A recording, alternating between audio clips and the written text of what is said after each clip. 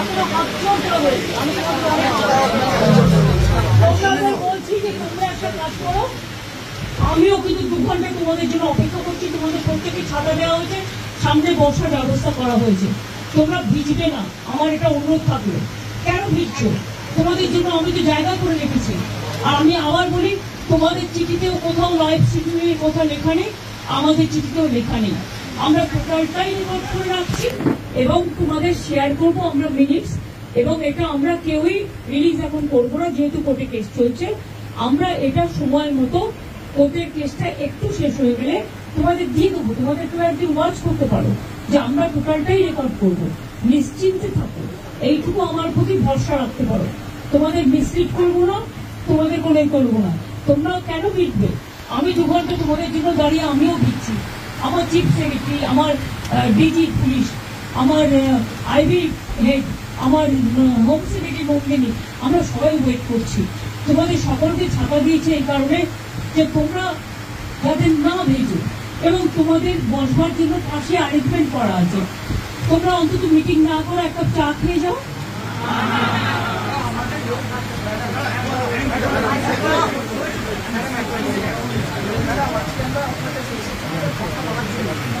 এসো না, আসছো না কেন? ভেতরে ঢুকছো না কেন?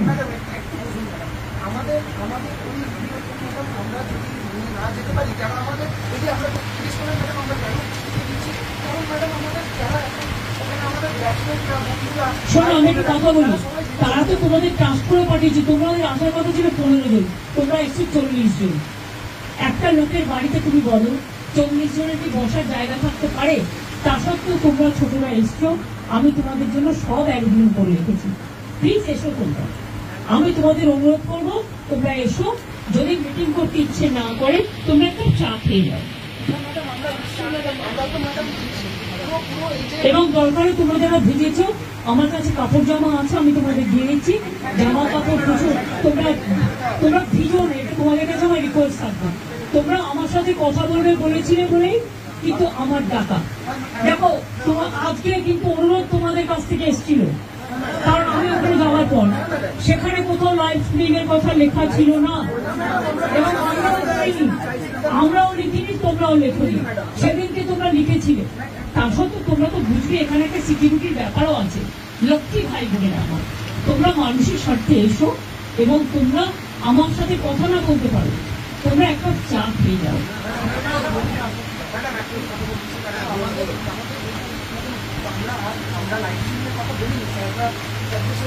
আমি তো তোমাদের বলেছি, যেহেতু কোর্টে ব্যাপারটা বিচারাধীন আছে, তোমাদের মিনিটস আমি করে দেবো।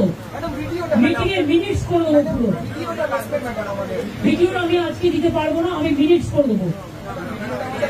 ভাই তোমরা ঠিক করো। তোমরা যদি কেউ আসতে চাও, আমি সবাইকে বলবো যারা যারা আসতে চান তারা দয়া করে আসুন। তাহলে আপনারা যদি নাই এসে বাড়িতে মিটিং করেন, তাহলে আপনারা আমাকে চিঠি দিলেন কেন? এত অসম্মান কেন করছেন? অনেক অসম্মান করছেন আপনারা। আগেও 3 দিন আমি 2 ঘন্টা করে অপেক্ষা করেছি, আমি যার জন্য আপনাদের কাছে নিজে ছুটে গিয়েছিলাম। প্লিজ এইটুকু রেসপেক্ট তো দেবেন। আমি তো আবারও ধন্যবাদ আছে তোমাদের জন্য।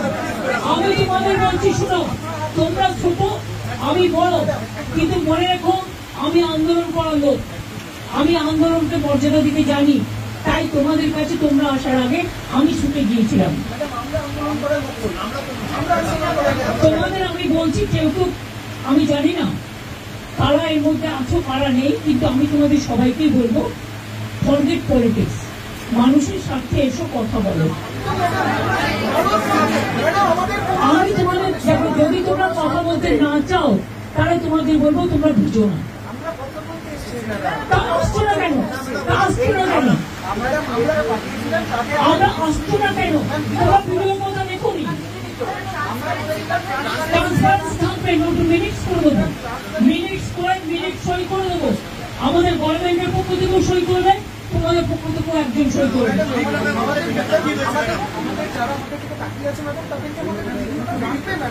ভাই তোমাদের সব ডিমান্ড তো আমি মানতে পারি না।